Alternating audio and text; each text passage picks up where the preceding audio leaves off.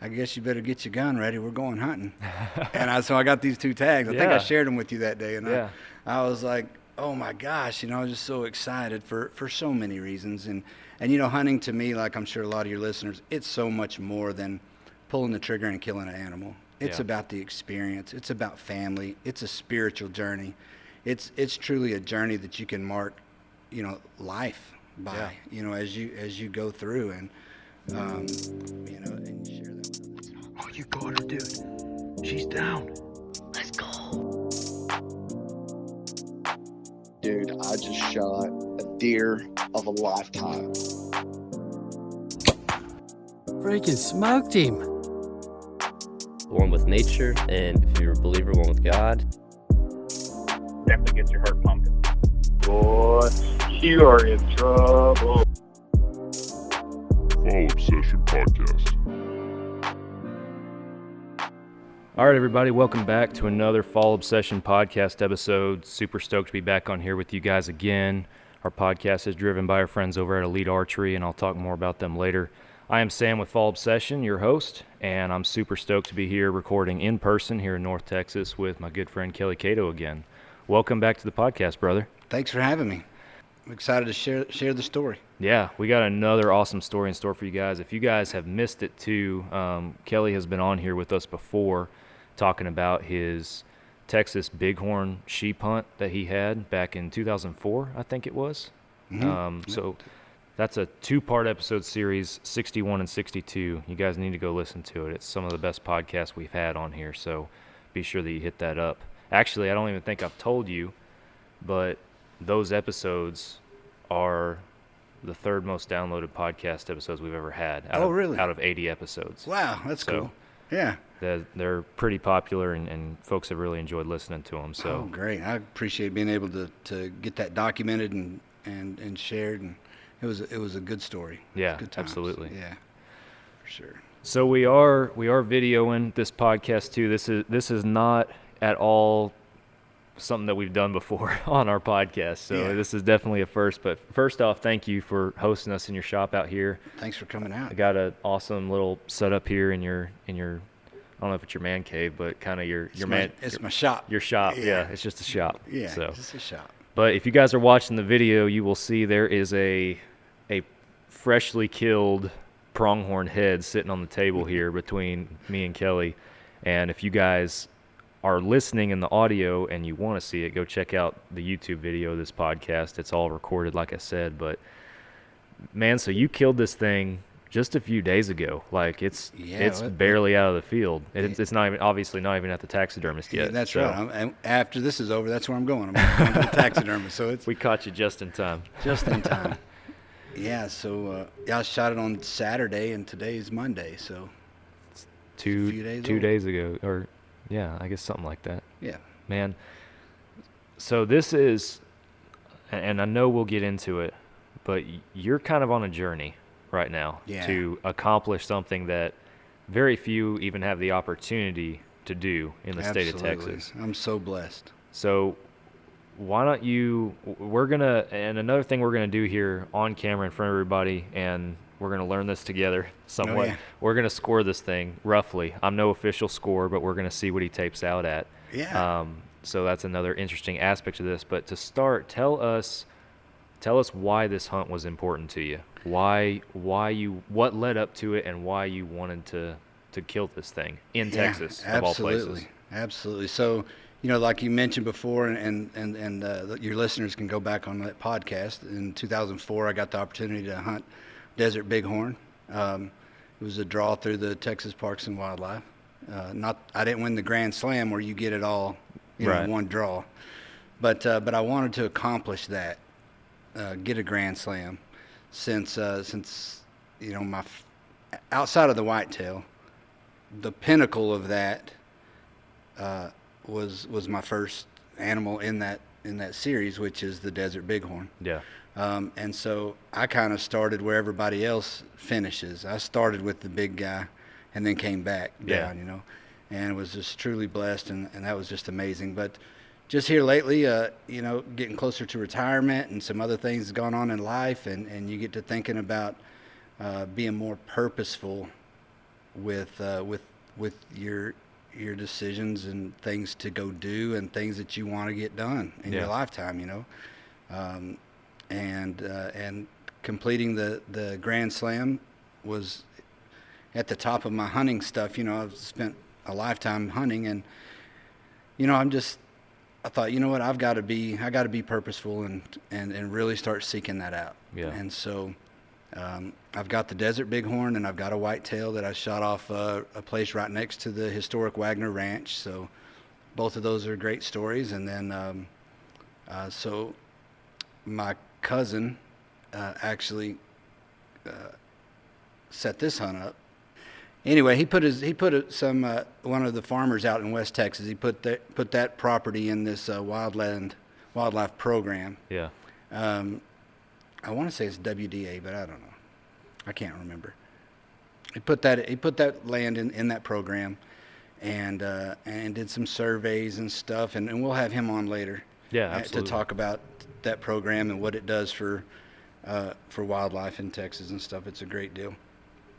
But my cousin Mark Pruitt out in Whiteface, Texas, did this thing, and I had talked to him about my journey and you know what's on my bucket list, you know, a mule deer and an antelope, and as fate would have it, he just got on a mission, you know, and went and figured out how to make it happen, and he got some tags, and he sent me a text one day, a picture of 2 tags, and he said, well, I guess you better get your gun ready. We're going hunting. And so I got these 2 tags. I think I shared them with you that day. And I was like, oh my gosh, you know, I was just so excited for so many reasons. And you know, hunting to me, like I'm sure a lot of your listeners, it's so much more than pulling the trigger and killing an animal. It's about the experience. It's about family. It's a spiritual journey. It's truly a journey that you can mark, you know, life by, you know, as you go through, and you know, and you share that with other people. And the fact that I was able to share it with my cousin, you know, and he kind of set it all up, and he'd been trying to you know, put in for antelope hunts to get a tag for me, you know, because this was my journey. And it just kind of shows you what selfless people are, and all that. So it was a very meaningful hunt on top of the Texas Slam, or Grand Slam. And so, yeah, he sent me that picture of that tag and said, we're going hunting. So that's awesome. Yeah. So what all is in the Texas, or the Grand Slam in Texas, basically? Because we got the Bighorn, the Pronghorn. Oh, there's a Whitetail mule deer. Is that it, or is there's something else in there? No. So there's the Grand Slam is a Bighorn, antelope, Whitetail, and mule deer. Okay. And then the Texas Slam includes a javelina, and it does not include the Desert Bighorn because they're so hard to get. I was going to say. And so you can still get a Texas Slam without getting a Grand Slam. So you're going for a Grand Slam, and then a Texas Slam plus the Bighorn. I'm going for a major. I'm going for a major and Texas Grand Slam, and a minor and Texas Slam. That's what I'm thinking. I got you. Right? Because you know, for me, if you take the Desert Bighorn out, for me, the mule deer and the pronghorn would be obviously the hardest ones for me to get. Right. Where I live and who I hunt with and where I hunt and all that. So, fortunately, Mark set me up with this one. So. The difference is too in the Texas Slam, you have to get them all in 1 year. Oh, I see. So I've got a mule deer hunt scheduled out West Texas in November, and so hopefully I'll get a whitetail this year. Yeah. I'll be hunting whitetail hard, and then I've still got to set up a javelina hunt. At that point, you got to go javelina hunt, right? Yeah. Just because you know you don't want to miss history on.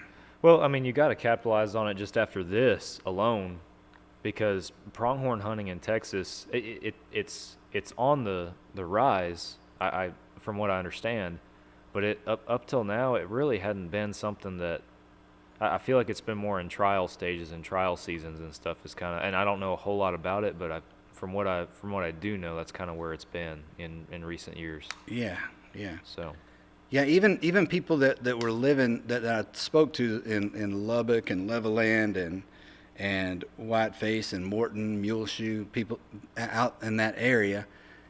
Whenever I talked to them about antelope hunting, they were like, "Well, do you eat that?" And you know, is there a trophy pronghorn? Like there was very little knowledge about antelope hunting out there, which kind of surprised me. Yeah. But evidently, it's not a real common thing. So. Well, tell us about the hunt. Tell us how this went and how it all went down. And then we'll break out a tape and get into scoring this joker. Yeah, for sure. You know, for the listeners that listen to the Desert Bighorn, how grueling and how hard that was. This is the other side of the coin. This is, fortunately, it was a very exciting hunt because of what it was. You know, we got in. I got into town the night before the hunt, and my cousin Mark Pruitt out there had been surveying and scouting and stuff before, so he kind of had an idea of the general area where we might find some. Yeah. And so you know, antelope hunting is different than deer hunting, where you know, deer hunting you get up at 4 o'clock in the morning and you know, scent free, and you ease out there and you know, walk a few hundred yards and get in your stand or on a fence line or whatever. Yeah. And this is not like that. We, you know, got out of the house about 7 and stopped by and got some biscuits and sausage and drove around and just did a lot of glassing. Yeah. And so we did that for a few hours. We just kind of drove around or a couple hours, I guess, and scouted it out and looked and we saw this group of 7 does and this buck. And so pretty exciting deal. You know, we sat there and watched him for a little while and he asked me, you know, do you want to shoot that one? Do you like that one? And we're sitting in the truck and I'm glassing and, you know, I tried to do my due diligence before I went out there and learn as much as I could about antelope. Yeah. Got on a couple of websites, but I definitely listened to Fall Obsessions podcast, you know, so I knew how what a treasure this was to be able to get an opportunity to do it.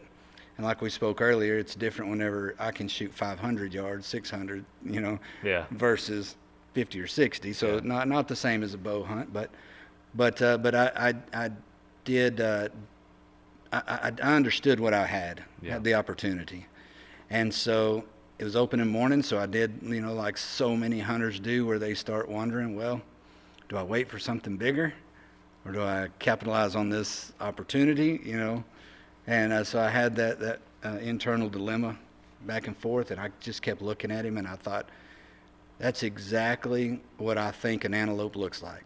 You know, that looks like a good pronghorn. It looks like a good pronghorn to me, you know. And so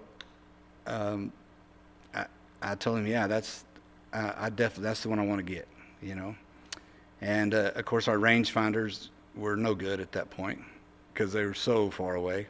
And so I pulled up Google Earth and I did that little measurement thing where you can see, and I had them about 1,300 yards, 1,270 something, you know, something like that, 1,300 yards.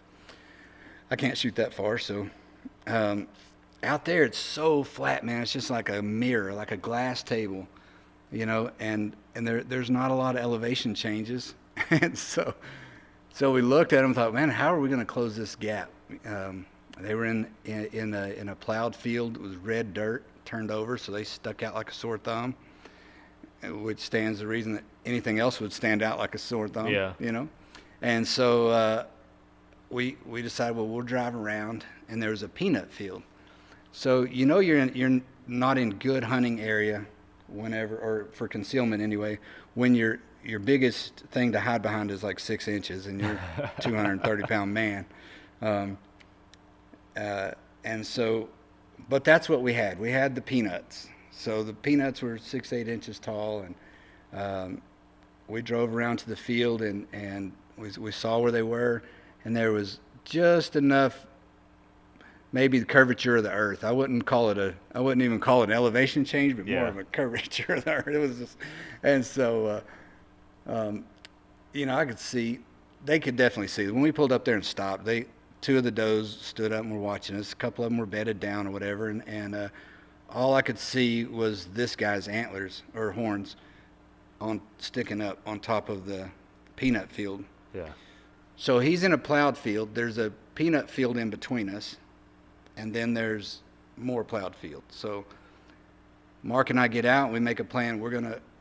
This is the best route, And I got out, and one of the first things I noticed was that wind was straight on the back of my neck, and it was blowing. It was a nice breeze. It wasn't blowing hard, but it was a nice breeze to my back. And as a deer hunter, I was thinking, this is not going to work. Not going to work, yeah. It's 9:30 in the morning. I got two does looking at me.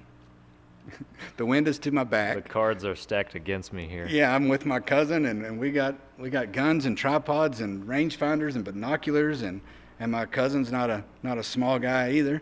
And so we're getting out, and I'm thinking, how are we going to do this? Like, they're already looking at us. We've lost the element of surprise and everything. Yeah.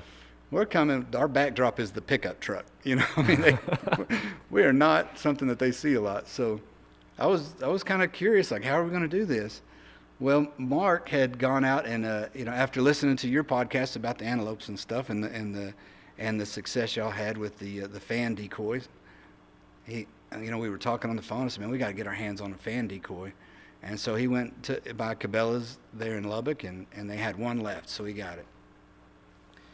And for those listening that have never seen it, it's a triangular package about, what do you think, 3 foot long? Yeah. Maybe 3 foot long. 3 or a little longer, maybe, yeah. A little triangle package. And so there's a little cardboard box there, and I'm looking at that thing wondering, I don't know how that's going to fold out into a decoy, but, Fall Obsession says that's the thing to go with. We're going to use that. Yeah, you learned a bunch of mediocre pronghorning tips from a bunch of amateur pronghorners. Hey, I got it done, right? That was my basis of research was Fall Obsession, and I'm sitting here with a big old antelope. So hey, we'll take it. There you go. Take it. Yeah. So he said, well, you want to just walk out there? And I said, well, you got this decoy. Maybe we can use that decoy. He said, yeah, let's take a look. I don't know how to use it. So we opened it up, and for people that have never seen one, it doesn't even come with instructions. But you open it up, it doesn't come with instructions, because if it did, it would just say open umbrella. That would be like the end of the instructions. Yeah. It is truly just an umbrella, right? Yeah, so, it just unfolds, yeah. That's it. Yeah, just boom, popped out like an umbrella. And we looked at that thing, and we both started laughing because, like I said, I'm not a small guy, and my cousin's bigger than I am. And we thought, oh, there's definitely no way in hell we're closing this distance with these things who are already looking at us at 1,300 yards with this little umbrella.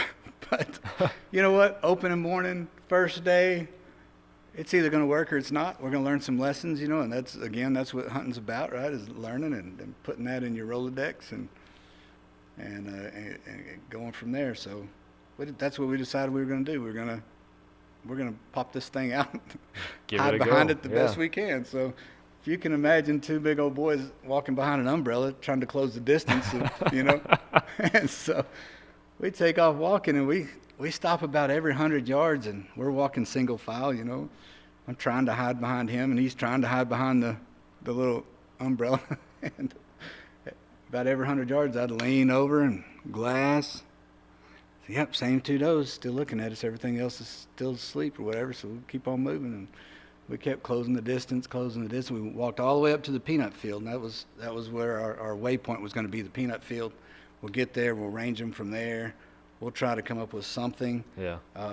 I was really thinking what I was going to do is belly crawl down those peanut rows. That was my plan, is lay on my belly and just ooch. Yeah. Until I got to where the plan was walk up there, we'll range them from there. Yeah. Then we'll decide on how far I would belly crawl from there to feel comfortable in that shot, if it was a shot that, that I wanted to take. Right. And so we stopped, and we dumped our tripods and got our rangefinders, and we start doing all this stuff. Put my tripod down and put my gun on it, and I got on scope just to see, what was going on, and I had it zoomed all the way out, so 18 power, I think, and I saw that buck just kind of stand up and look right at us, and he took off running, and I was like, my cousin said, "Is he running?" I said, he's running to us. He's coming to us. I said, "Yeah." So he gets on his binoculars. So now there's two big old boys sitting on either side of this pronghorn umbrella that's sitting on the ground, and we're both looking, going, "Oh my gosh, he's mad! Look at him. He's coming on. He's closing the distance." So I'm going between my scope and my rangefinder, and I'm like, man, if he gets, I'm gonna let him go if I'll shoot him at 5 yards if he wants to come that far. Let's not take any chances, because again, I appreciate the opportunity. Right. And I was dialed in. I was very comfortable with my shot, up to 500 yards, and and then pretty comfortable outside of that. But I knew at 500 it was game over. But I would much rather take a 100-yard shot than a 500-yard shot. Oh yeah, for sure. For sure. And so I'm on a tripod. I'm on my knees. I'm steady. Crosshairs are balanced. And he's pissed. And he's closing the distance. And I kept ranging him, and he got to like 250 and stopped and just started stomping. And he was moving his head, walking side to side, just like he just knew, okay, I know what the thing in the middle is, but I'm not sure what the two the two things, friends, the two things beside him, and he was looking, and the does had followed him, so he was there first, and then the does got all around him, and he moved very strategically, and I don't know if it was by chance or if it was something with an antelope, but he kept a doe between me and him most of the time. And I was watching him, and I told my cousin, I said, he's at 250.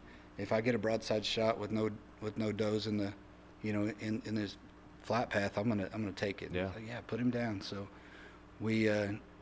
I waited, and some of those does took off running, and then he trotted off about 25 yards, and I thought, man, he's not gonna give me a shot. They busted us like they should have. Yeah. Right? Because we didn't follow any hunting tactical stuff at all here. Everything you had learned was telling you to do the opposite. Yeah. Wind at your back. Abort. Yeah. Nah, we're going to walk out there. Element of surprise, gone. Abort. They know we're nope, here. Yeah. We're going anyway. I mean, it was, I don't know. You know that thing, you miss 100% of the shots you don't take? Yeah, it's true. It's true. I didn't miss this one. Nope. So we went out, and at about 276, he turned broadside and looked, and I just put him down. Yeah. Just put him down.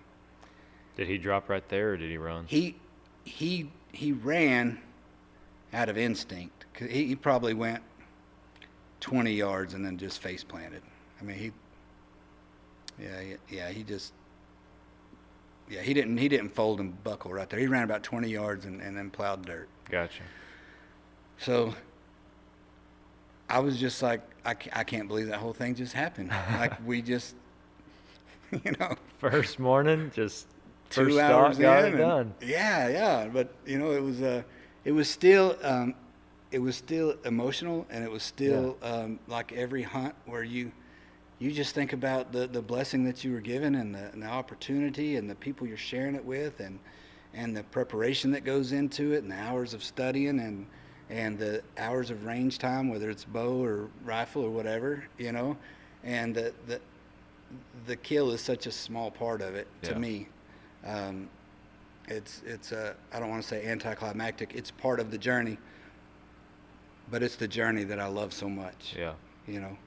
And so, we high-fived and hugged, and I can't believe this or whatever. And I said, well, I'll go back and get the truck, because he's out there in this plowed field a little ways, and so we go and get I go get the truck, pull up, and we start to walk, and the game warden pulled up. So we're talking 15 minutes later. Game warden pulls up and said, "That was a good shot." And so I guess he was watching from somewhere. Had his eyes on you, yeah. Yeah. So and my cousin had been in contact with the game warden, let him know, kind of what area we were going to be hunting and all of that. So it wasn't a surprise that we saw him out there. And then I was so glad to see him there because, my Bighorn started with Texas Parks and Wildlife, and I have such a huge respect for those guys. And Yeah. Sidebar story, my cousin Mark, his son Ethan is a game warden in Colorado. Oh, no kidding. Yeah. So, always a special place in our hearts for the game wardens. Yeah. So that was cool. Got to share it with him a little bit, and Awesome. yeah. So we went and picked him up, and That was that. And You that- had that was that. You had your pronghorn knocked out of the way. Awesome. yeah. Well, I know your cousin also killed one. I'll leave that story maybe for him to tell if we get the Yeah. opportunity to have him on here and kind of share that side of it as well. But for now, we got a blank score sheet in front of us, and I know. I'm curious. Let's do this. So kind of to set the stage too, and I know you did a lot of research and everything. I don't know if how you feel, or I know we've talked before, but we're on air now. Yeah. But I don't know how you feel about judging on the hoof or looking at one and guesstimating a score. I don't consider myself really great at it. I only have a couple of pronghorn hunts under my belt that I've been judging stuff off of, and I'm no professional scorer either, for full transparency, but I take mine out, and that's about all the pronghorn scoring experience I got. I'm guessing this joker around 60-ish is what I'll throw out there, and I might eat my words here in a little bit and look like an idiot if it's nowhere near that. But I'm gonna guess 56. 56. All right, we Yeah. got. I was gonna say 60.1. Like on Price is Right or try whatever. to beat me on the high end there. Yeah. But the Bighorn I missed by an eighth of an inch or whatever. So Yeah. No, you're I'm gonna miss this one. you're normally pretty close. Yeah. Close. No, not the score. I missed the record books. Oh yeah. Yeah. By Yeah, barely anything. So for record book on this, so Boone and Crockett is what we're scoring this because you took it with a rifle. Mm-hmm.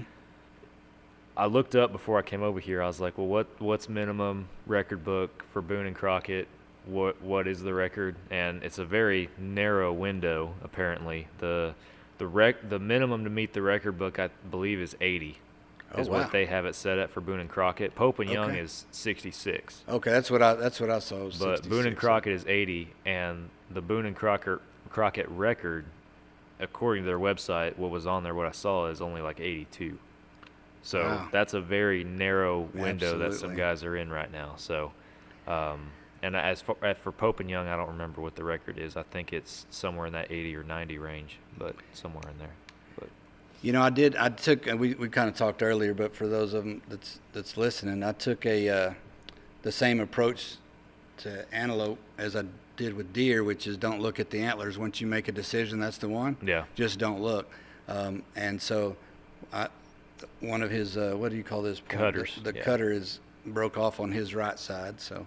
man, that's crazy. I almost laughed when I saw it because on mine, his cutter on his left side was broke. Now it was still hanging, it was still attached. Yeah, you told me that. But it had broke too, and that's how I knew which buck he was because we'd seen him before. And honestly, I was lucky he didn't break it all the way off because that thing, it was just split like 3/4 of the way down, and it was still upright. But after I shot him, he ran a ways, and then when he crashed and I found him, it was like down here, hanging on by a thread. And I was like, whew, I almost lost that thing Yeah. somewhere along that journey. So I got lucky that it didn't bust off. Yeah. But all right, so we're going to kick it off. We printed off what we did. Again, we're amateur scorers over here and not doing this at any official capacity, just trying to kind of get a judge on what he is. But so we got the Boone and Crockett scoring sheet here printed off. So we're going to put our numbers in here that they asked for and go from that. Try to mark these as close as we can. Of course, if anybody's watching the video and they see us do a measurement that's wrong, then I guess you can say something if you want. If you're so inclined, it's not going to change anything we do today. Yeah, but we're just playing here. and I did see, I was right, 80 and 82. It says here on the sheet that's the minimum and the all-time record for Boone and Crockett. So I didn't see any out there. I think that would make Boone and Crockett. That would be a Boone and Crockett pronghorn. You never know. They're floating around out there sometimes. So, yeah. All right. So the first measurement that it asked for is the tip to tip spread. So we'll measure it right here from tip to tip. We're looking at 6 3/4. You want me to write them down? No, I got it over here. If you just want to stay over there on mic. Oop, if I don't hit my mic. There we go.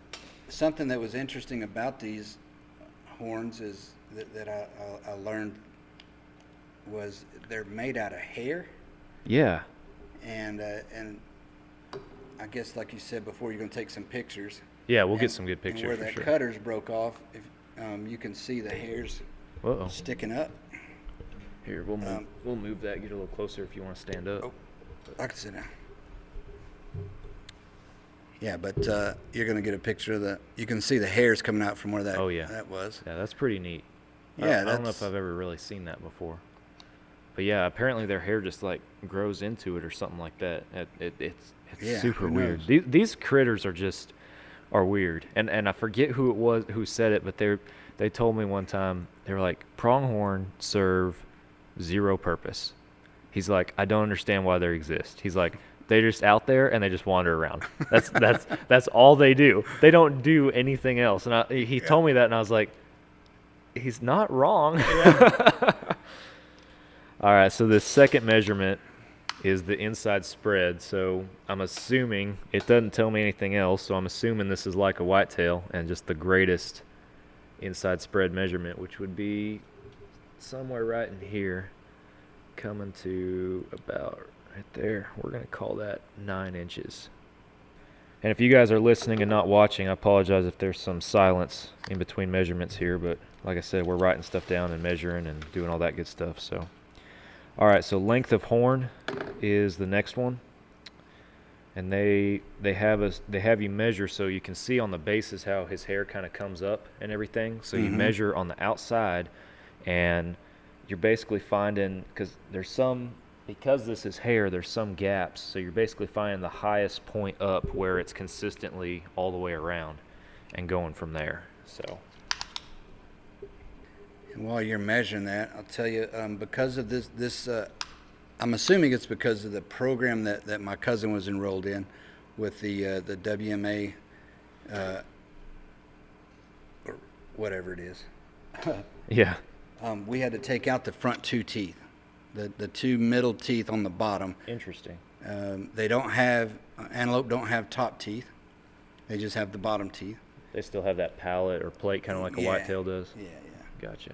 And so we had to cut out the bottom 2 teeth and send off for aging and whatever information they can get off on that. So I'm assuming I'll get a report back, and that'll be pretty cool. Find out exactly how old he is. Yeah. So his right horn measures 13.5, and his left horn is exactly 1 inch behind it at 12.5. Awesome. As far as the length. So I Googled at one point what is a good antelope, and it said 11 inches is average, 12 inches is good, 13 inches is exceptional. So. Yeah. So you're on that threshold between good and exceptional right there. So there we are. All right, so now we're getting into, again, there's not as many measurements on one of these things as there is a whitetail, obviously. So this next one is going to be the circumference base, which, going off of the measurements, is for a pronghorn at the very base of the horn itself. So go here as low as we can get. Here in Texas, I shot him on opening morning of the season, and then whenever I was skinning him, I noticed how easy the hair just like fell out. Yes, I noticed that with mine too. When I killed mine back in 18, that was the same way. Was it this time of year? Yes, it was. What day did you kill yours on? On the 2nd. I killed mine 2nd. October 1st, 2018. Okay. Yeah. So I was afraid that, the hair is slipping, because being, Waylon being the taxidermist, I've heard that before. And, yeah. You always want to take care of them. get that hide, taken care of before the hair starts slipping. Right. And so as soon as I started skinning this thing, clumps of hair was coming off. But what I found out that it's at this time of year they're shedding their summer coat, getting their winter coat. Yeah. So it's just that's just all that's going on right now. So funny story with mine. We had him. I had it shoulder mounted. It was actually the first animal I ever had shoulder mounted, and I noticed, I was like, man, his coat's really weird. And my wife, she told me, she said, well, get like what you don't have shoulder mounted, like get his butt, like just the hide tan. I was like, are you serious right now? I was like, You want his butt tan? You want the hide tan? She goes, yeah, I do. Like, we'll just drape it over a chair or something, just to be kind of cool. And long story short, in the end now, it does look cool sitting on a chair in my office. So you had it done. I had it done. I don't recommend it. I don't recommend it at all. It ain't worth it. Don't do it.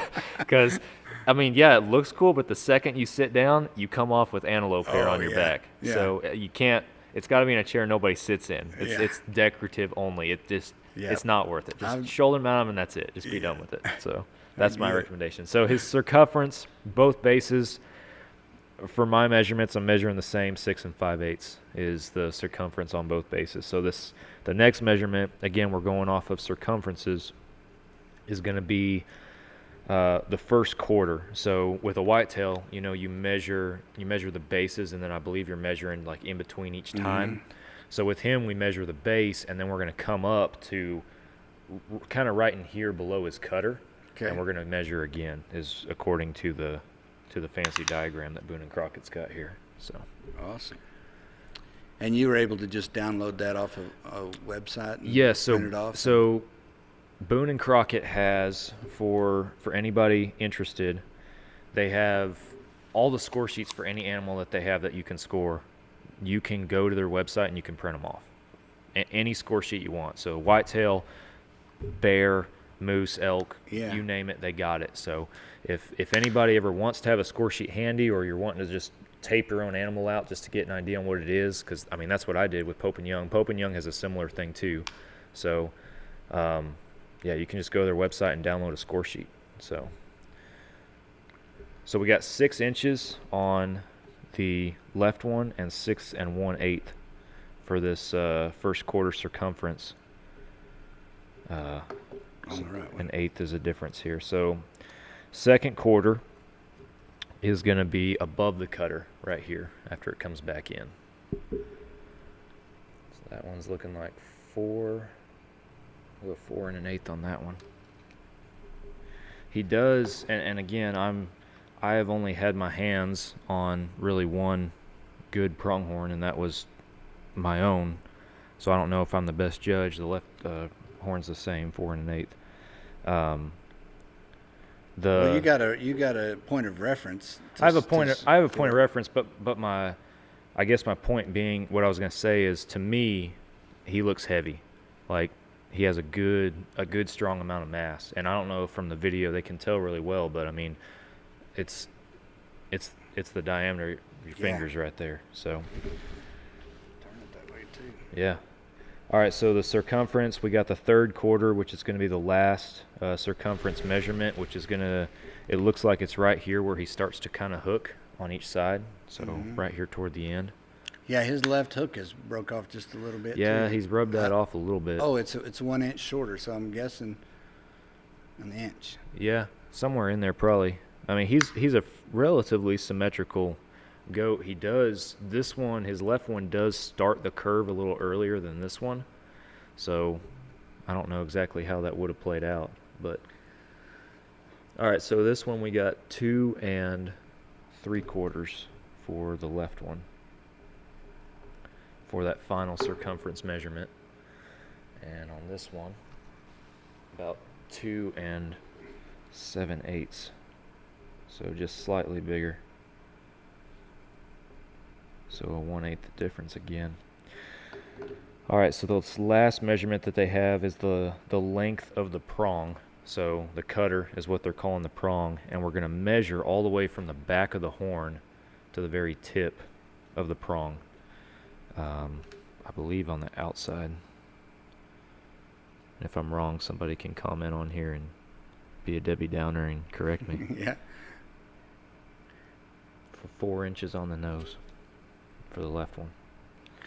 I'll be off mic for a second on this next one. All right, so that second one we're going to call 3, and that's because he's broke. I bet he would have been every bit of 4, if not more, on that side if he hadn't been broke. So 1 difference there. All right, so now we're going to add all these together, which is always the fun part. I got to convert some of these to 8ths because I don't ever write them down right. So while you're adding, something that I learned about pronghorns is they don't jump fences; they only go under fences. Yes. And so, did yours have this on the back? This like sores on, like not sores, but like scrapes on the. So he didn't have those quite like that. I was looking at that because he's on this backside. And we'll get a picture of it. He's almost rubbed down to. He is rubbed down to the skull. To the skull. Yeah, you can see white right there. Like Yeah. it's crazy. So my cousin's is way worse than this one. Really? And so I called Waylon, who's a taxidermist, Yeah. and was like, hey, what do you think this is? Because I didn't know, is it some kind of parasite or something? And he's like, man, I guarantee you it's where they been going under fences. And then it was like, well, duh, that's exactly what that is just rubbing it from going underneath the fence, because that's the only place it is right there on the back of his head. And all right, so Kelly's talking while I'm adding here, but for the right horn, what it totals out at, all the measurements combined like you're supposed to add them, he's got 36 and 2/8 on his right. Wow. So we're on pace to break that 60 now. And again, that's his right. That's his. Yeah. Now this one has the cutter broke, but this side has is about an inch shorter on the main the actual horn length. Yeah. So we'll see how this comes out here. Wouldn't it be crazy if it measures out symmetrical? Although it's not symmetrical. It's gonna be honestly, it's gonna be pretty close. Yeah. So I am not a fan of how they do deductions. I think, and this is my personal opinion, I feel like it takes away from like the true score of the animal when you put the deductions in there. But obviously we'll tell you what it is with and without the deductions. But all right, let me finish this one. My next hunt on my hit list is that mule deer hunt, and it's going to be so much different than the antelope, because what I learned also about antelope is they will not go where they can't see. So anything that's up, they won't like go out there and lay down to be safe. They'll go out in the middle of an open field and lay down, and then their white bodies kind of give them away. But while we were up there looking, we saw a bunch of mule deer, and they're exactly opposite of that. And they laid down in nothing, and were just still while we drove by them. And so that's a good thing to think about if you're hunting around a water hole. Make sure you hunt around a water hole where the weeds aren't tall, because they won't come to that water. Yeah, that's very true. I'm excited to see how old he is, because he was, like I said, he was a lot bigger, and then his neck is full rut, and I noticed that there was no other bucks in his group. All the other bucks that we saw the other couple days we were there, they still had like a bachelor group, I guess was what you would call them, or a herd that had 2 or 3 bucks. Yeah. And so what I'm hoping is he's just an old dude that don't have time to mess with them young kids, and beat them on out of there. So. All right, you ready? Yep. Okay. So this goat, we were both wrong. First off, we were both off. So this goat tapes out once you factor in the deductions. He's 70. Wow. 70 inches.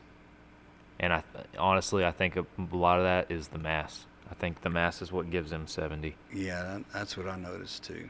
So whenever I saw him out there, the mass is what kind of set him apart. Yeah. The neck mass, but also the horn. Yeah. I keep wanting to say antlers, but I do too. I make the mistake all the time. So, but he tapes out before deductions at 72 and 2/8, and he's got 2 inches and 2/8 difference, which is the deductions. So that puts him at 70 inches even for his again. Wow. Our final score. A Boone and Crockett score might come in here and be like, man, y'all were so wrong. But that's what I'm getting. The Denton County Fall Obsession Fund in the shop score is 70. The shop podcast score is 70. Yeah, so absolutely. 70 inches. So that's a stud goat. That's a cool deal. That's one that you don't pass on for sure.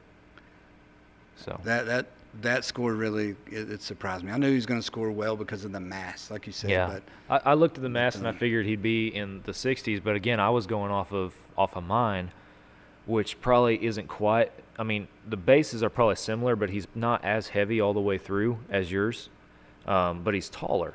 So I going off of that, I was like, man, this boy is probably about 60, but I misjudged his mass. He's got a lot of mass on him, so he's a good one. Awesome. But I'll let you hold on to that if you want. Yeah, for sure. That's awesome. Thank you. That's what I got for measurements and everything. So it's kind of the way it printed out. It's kind of hard to see the template there. It is there. It's just really faded. But very cool. Well, man, that, like I said, a stud animal, and I really appreciate you coming on to tell your story and letting us score on the podcast and on video too. I know we were talking before, but I can't think of another podcast where I've watched a video and they have not like a mount, but like a dead animal just sitting in between them. They're taping it out while they're recording and podcasting and hanging out. So. Yeah, we're shooing flies away from the deal, and I'm wondering about getting it back on ice. And he needs to go back in the freezer soon. Probably we've been gawking at him for a while. But, yeah. And I know you're going to take him to taxidermist here before too long, but for sure. But I mean, obviously you got the cape, so I guess you're doing the full shoulder and everything. And yeah, we're going to do a pedestal mount. A pedestal. And, I was going to ask what kind, but yeah, we're going to do a pedestal mount, and hopefully be able to put everything on there. Yeah. Hopefully I'll be able to get my mule deer and be one step closer. Well, that'll be my final step. Yeah, you got to. I mean, a whitetail. I got to get a whitetail this year, and then the javelina. But the mule deer is the next big challenge, if you will. Yeah. So. I appreciate Fall Obsession documenting it and being a part of the journey, man. It just means the world to me, man. I'm glad we can do what we can with this. I know we've been talking and texting the past couple weeks back and forth, and you've been trying to talk me into going out there with you and videoing, and I really wanted to, but at the same time, it was opening weekend of deer season on the new lease, and I couldn't miss that. But I'm hoping we can figure something out to have somebody with you to actually video your mule deer hunt, and then obviously if you get a mule deer, and of course if you finish the slam, we'll have to get you back on here and do something else, because this is a journey, like I said at the beginning, that very few have the opportunity to take or just take in general. So that fact that you're doing it's pretty awesome, and we're happy to be along to share it and document it for you. Thank you. If we would have got you out there to video it, I had the perfect soundtrack for it. It was and you could play it like in little slow motion bursts of us walking out there and stopping. The video's titled, Most Amateur Pronghorn Hunters. Yeah, do not do that. Here's what these hunters are doing wrong. Well, man, I mean, they're curious creatures, and that buck played into that, even though y'all were out there in the open, and man, it worked out. Obviously, you got one sitting on the table here between us. It did. Well, man, we'll wrap it up. We'll hop off here. I know we'll get some pictures before this thing goes back on ice, and get some pictures of them real quick. And of course, when we get the mount back, or you get the mount back, we'll come back out and photograph them some more for you. Yeah, cool. Again, I appreciate you coming on. It's fun getting to hang out and hear the story and tape a goat out on camera with you. I enjoyed it. Well, thank you for doing it. You bet. I appreciate you.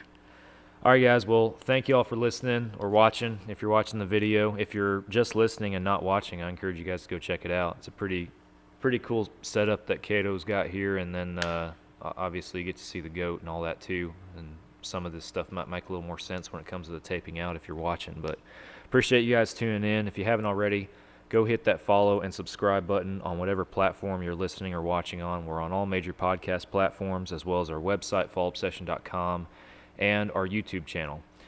Be sure you subscribe to that YouTube. We got multiple new videos a week coming out right now.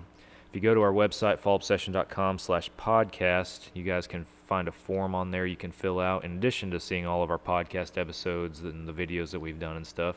If you want to send us feedback, you can do it from that page. Guest or topic suggestions are welcome as well. Follow us on all the social media platforms, Facebook, Instagram. I already said subscribe to our YouTube. Quick shout out to our friends over at Elite Archery. We moved this sponsor spot to the back of the episode, and I almost forget about it every time because we do it. But we are partnered with Elite. Happy to have that the case. So if you haven't shot an Elite bow yet, go to your local dealer, pick one up, try it, see if it's right for you. Take their shootability challenge, and check them out at elitearchery.com. They're great equipment, and we wouldn't be shooting them if we didn't believe in them. So go check them out. And finally, if you guys have the opportunity to, or if you're an Apple Podcast listener, leave us a review on Apple Podcast. 5 stars if you think we're worth it, and if we're not, go to that webpage I told you all about and tell us why we're not. That way we can make the podcast better. So appreciate y'all tuning in. Kelly, thank you again. Appreciate you coming on. Appreciate you. And we will be back with you guys next week for another Monday morning Fall Obsession podcast episode. We'll catch you then.